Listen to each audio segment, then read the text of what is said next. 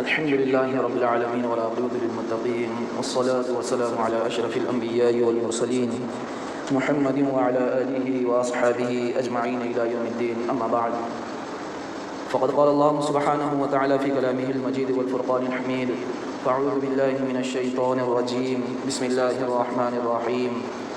يا أيها الذين آمنوا اتقوا الله حق تقاته ولا تموتن إلا وأنتم مسلمون. وقال النبي صلى الله عليه وسلم: قل آمنت بالله فاستقم، أو كما قال النبي عليه الصلاة والسلام. اللهم صل وسلم وبارك على سيدنا محمد وعلى آل سيدنا محمد وبارك وسلم.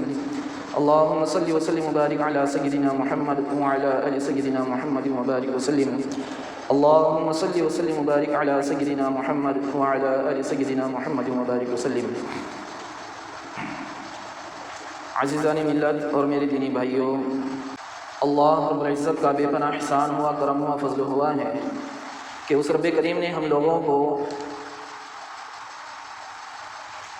بے شمار نعمتوں سے سرفراز فرمایا ہے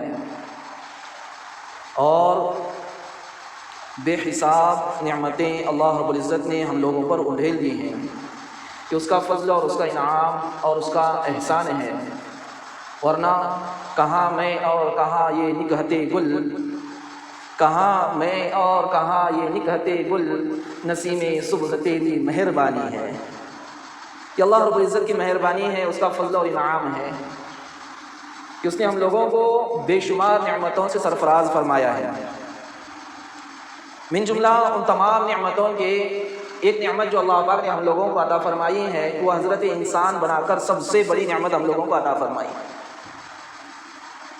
جتنی بڑی نعمتیں ہیں ان تمام نعمتوں میں سب سے بڑی نعمت ایک یہ بھی ہے کہ اللہ پاک نے ہم لوگوں کو حضرت انسان بنایا ہے، اور تمام مخلوقات میں سب سے افضل اور مکرم اللہ پاک نے حضرت انسان کو بنایا ہے.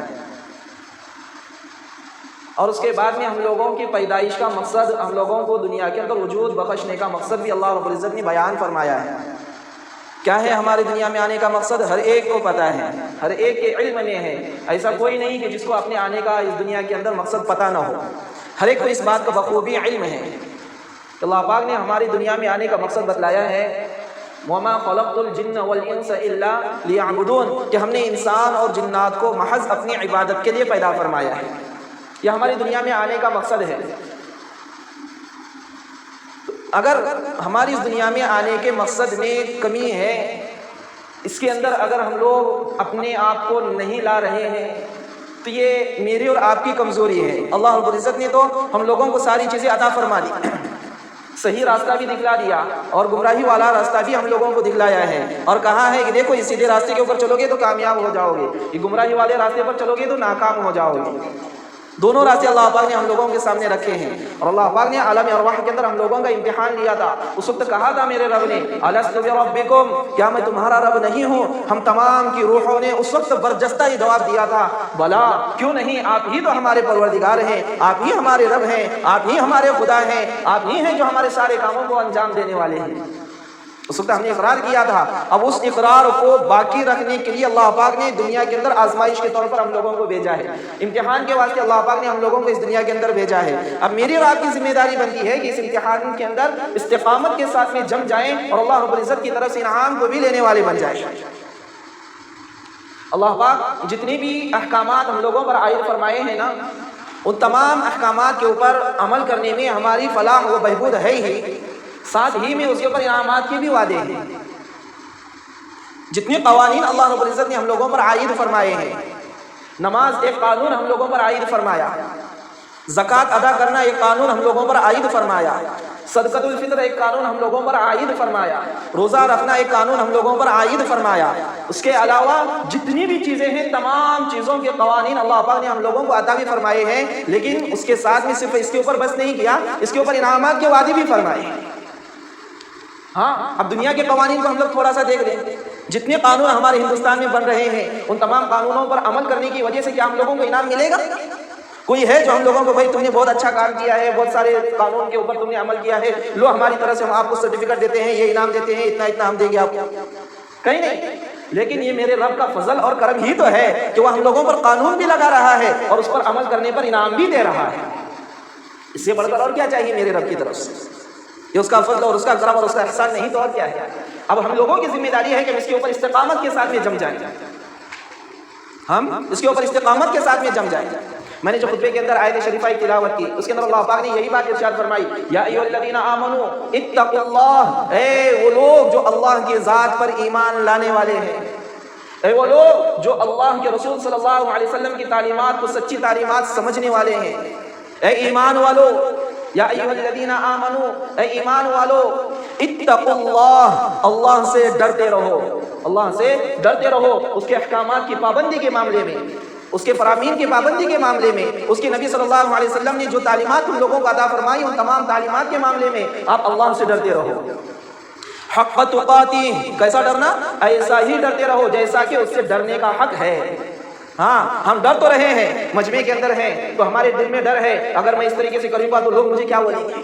ڈر تو رہے ہیں، لیکن اللہ کا ڈر جیسا ہمارے اندر ہونا چاہیے ویسا نہیں ہے۔ ہمارا ڈر ہو رہا تھا صرف اور صرف روزے کے معاملے میں۔ اگر میں اس بات کو کہہ دوں تو کوئی بڑی بات نہیں ہوتی، ہم ڈر رہے تھے اور ہر چیز پوچھ کر قدم رکھ رہے تھے، کہیں ایسا تو نہیں کہ میرا روزہ ٹوٹ گیا، کہیں ایسا تو نہیں کہ میرا روزہ فاسد ہو گیا، کہیں ایسا تو نہیں ہو رہا ہے کہ میں روزہ تو رکھ رہا ہوں لیکن مجھے صرف بھوکا رہنے کے علاوہ کوئی ثواب نہیں مل رہا ہے، ایسا تو نہیں ہو رہا ہے میرے ساتھ۔ اس کے علاوہ دیگر جتنی بھی چیزیں ہیں، کیا ان تمام چیزوں کے اندر ہم پوچھتے ہیں؟ کیا ان تمام چیزوں کے اندر ہم لوگ پوچھنے کی کوشش کرتے ہیں؟ کیا ان تمام چیزوں کو حاصل کرنے کی کوشش کرتے ہیں؟ میرے بھائیو، فکر کی بات ہے، فکر کی بات ہے کہ روزے کے معاملے میں تو ہم نے بہت زیادہ احتیاطیں برتی، کیا نماز کے معاملے میں بھی ہماری ویسی احتیاط ہو رہی ہے؟ اللہ پاک نے ہم لوگوں کو والدین کے احکامات کے اعتبار سے بہت سارے احکامات عطا فرمائے ہیں، کیا ان احکامات کے اندر ہماری پابندی ہو رہی ہے؟ ہمارے اڑوس پڑوس کے معاملے کے اندر کیا ہمارے اللہ پاک نے جو احکامات ہم لوگوں کو عطا فرمائے، میرے نبی صلی اللہ علیہ وسلم نے جو احکامات ہم لوگوں کو عطا فرمائے ہیں، کیا ان احکامات پر ہماری عمل بجاوری ہو رہی ہے؟ نہیں ہو رہی ہے۔ تو میرے بھائی، ہم لوگوں کو سوچنے کی بات ہے کہ ہم کس ڈگر پر چل رہے ہیں۔ یعنی دین کو ہم نے اپنے تابع کر لیا ہے کہ یہ چیز ہمیں سمجھ میں آ گئی اس لیے ہم نے اس کو پوچھ لیا، یہ چیز ہمیں سمجھ میں نہیں آ رہی اس لیے ہم نے اس کو چھوڑ دیا۔ میرے بھائی، ایسے تو ایمان والا نہیں کہلاتا نا۔ ایمان والا تو وہ ہے جو ہر چیز کے اوپر، ہر معاملے کے اندر، ہر جگہ کے اوپر جو ہے اللہ کا حکم کیا ہے، میرے نبی کا طریقہ کیا ہے، اس چیز کو دیکھے اور اس کے اعتبار سے عمل کرنے والا بنے۔ اسی کا نام ہے حق تقاتہ، اللہ سے ویسے ہی ڈرو جیسا کہ اس سے ڈرنے کا حق ہے۔ ولا تموتن، اور ہرگز مرنا نہیں، الا وانتم مسلمون، مگر یہ کہ تم مسلمان بن کر اس دنیا سے جاؤ۔ الا وانتم مسلمون، مگر یہ کہ تم اس دنیا سے جب جا رہے ہو تو تمہاری زبان کے اوپر، تمہارے اعمال کے ذریعے سے یہ ظاہر ہو رہا ہو کہ یہ دنیا سے جو جا رہا ہے یہ مسلمان جا رہا ہے۔ ہاں، الا وانتم مسلمون۔ اور اس چیز کے اوپر ہم لوگوں کو باقی رہنا، اسی کا نام استقامت ہے۔ استقامت کے کیا معنی ہے؟ استقامت کے معنی ہی یہ ہے کہ کھڑے رہنا۔ لغوی معنی اس کے کیا ہے؟ کھڑے رہنا، بس جم جاؤ ایک جگہ پر، ہلنا نہیں، اس کا نام ہے استقامت۔ اور اصطلاح کے اندر استقامت کہتے ہیں کس کو ہیں؟ اصطلاحی شرع کے اندر استقامت کہتے ہیں اللہ کے احکام اور اللہ کے رسول صلی اللہ علیہ وسلم کی تعلیمات ہمارے سامنے ہو تو اس کے اوپر ایسے جم جائیں جیسے کہ وہ چٹان ہوتی ہے، وہ پہاڑ ہوتا ہے جس کو ہوائیں لاکھ ہلانے کی کوشش کریں اپنی جگہ سے ٹال نہیں سکتی، اپنی جگہ سے ہلا نہیں سکتی۔ اس طریقے سے اپنے آپ کو اللہ کے احکام اور اللہ کے رسول صلی اللہ علیہ وسلم کی تعلیمات پر جمانا، اس کا نام ہے استقامت، اس کا نام ہے استقامت۔ اس کے بعد میں استقامت کی کیا فضیلت ہے؟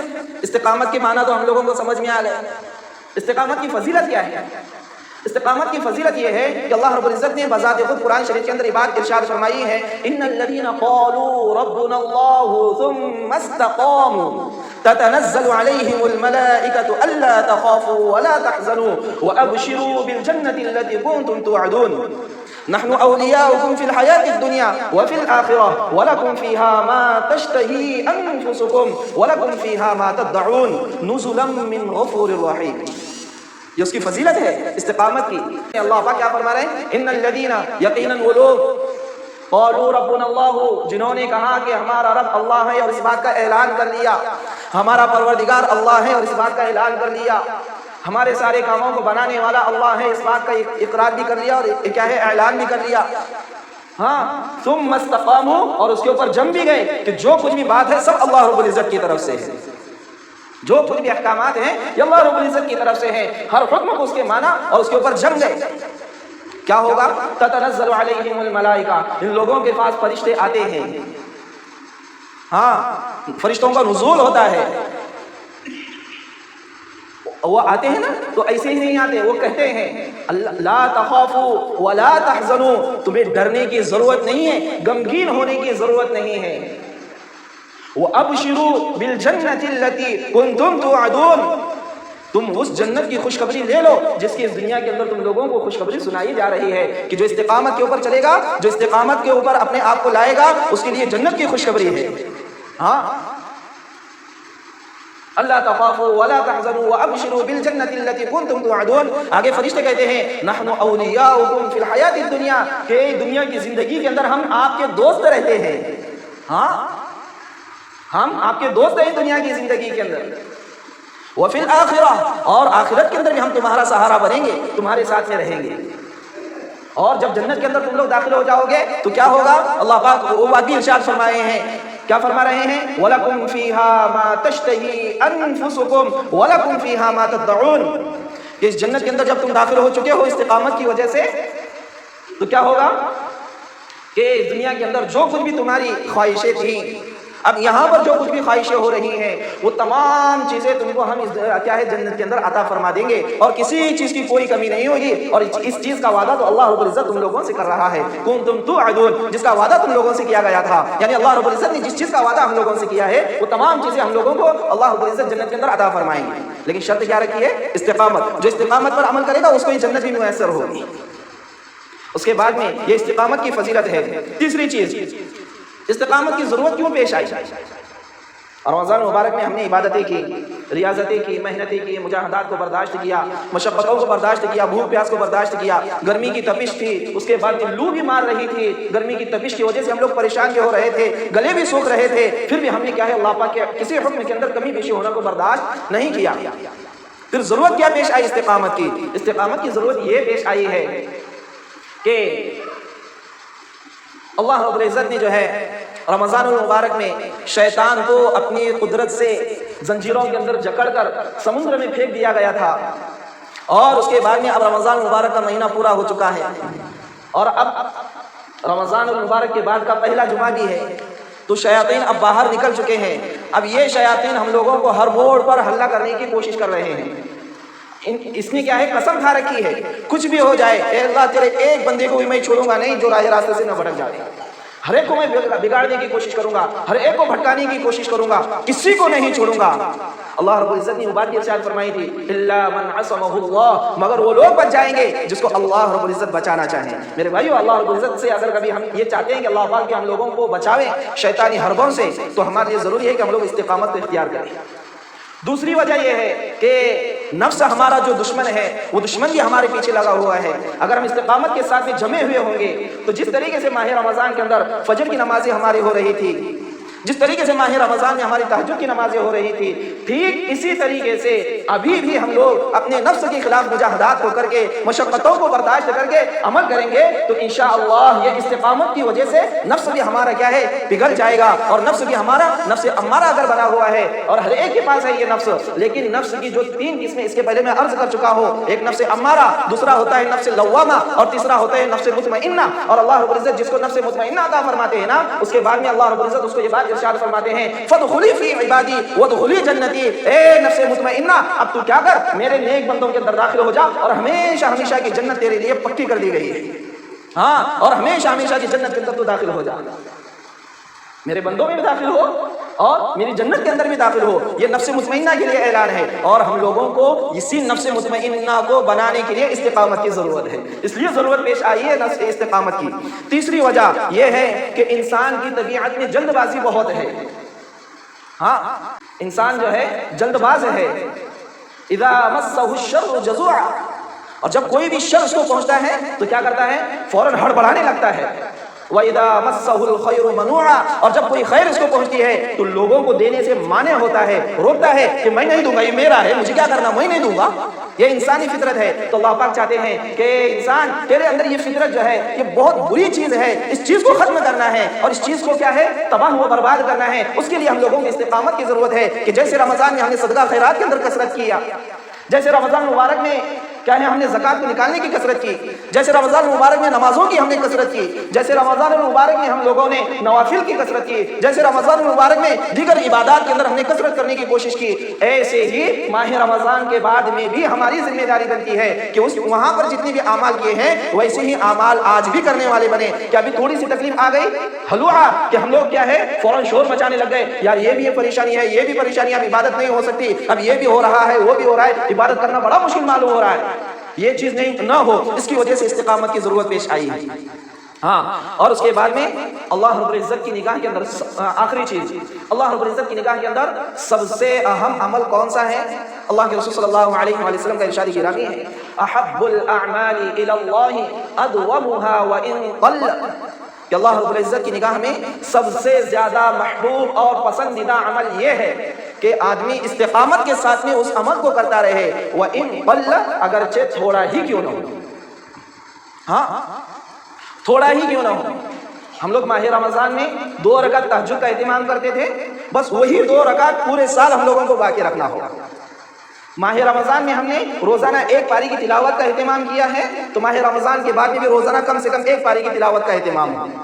ماہ رمضان میں اگر 3 پاری تلاوت کا اہتمام کیا ہے تو ماہ رمضان کے بعد میں بھی ہم لوگوں کو چاہیے کہ 3 پاری کی تلاوت کا اہتمام ہم لوگ رکھنے والے بنیں۔ اتنا نہیں ہو سکتا تو تھوڑا ہی کیوں نہ ہو، 1 پارا آپ نہیں پڑھ سکتے، روزانہ پاؤ پارا ہی کیوں نہیں ہوتا، لیکن ضرور پڑھنے کا اہتمام کریں۔ ہاں، یہ تھوڑی ہی عبادت ہمارے لیے بہت بڑا ذخیرہ بنے گی انشاءاللہ۔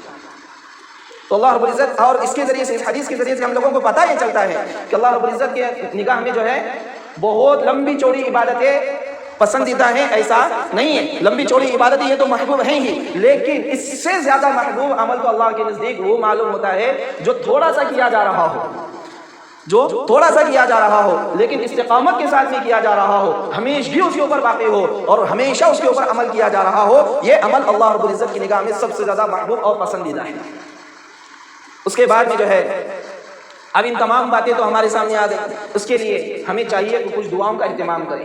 نمبر 1 اس دعا کا اہتمام ہو، اللہم اہدنا الصراط المستقیم صراط الذین انعمت علیہم من النبیین والصدیقین والشہداء والصالحین وحسن اولئک رفیقا غیر المغضوب علیہم ولا الضالین۔ یہ ایک دعا ہے، اس دعا کا ہم لوگ کثرت سے اہتمام کریں۔